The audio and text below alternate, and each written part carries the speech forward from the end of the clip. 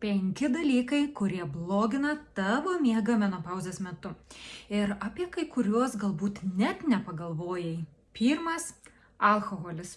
Padidina karščio bangų ir naktinio prakaitavimo dažnį bei blogina miego kokybę. Antra - stresas ir nerimas taip pat blogina miego kokybę. Tad prieš miegą atlikite kvėpavimo ar atsipalaidavimo pratimus. Trečia - intensyvios treniruotės vakare.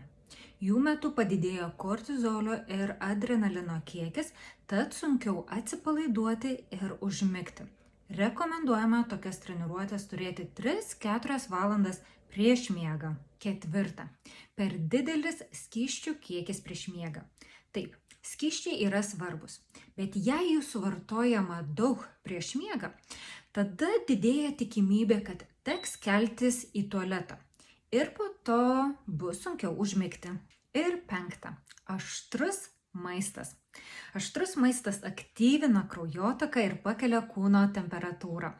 Tad didėja karščio bangų, naktinio prakaitavimo dažnis bei pabudimai dėl šilumos ir diskomforto.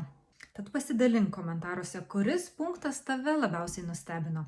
Ir prisimink, kad kokybiškas miegas yra hormonų, emocijų balansas bei stipresnis kūnas.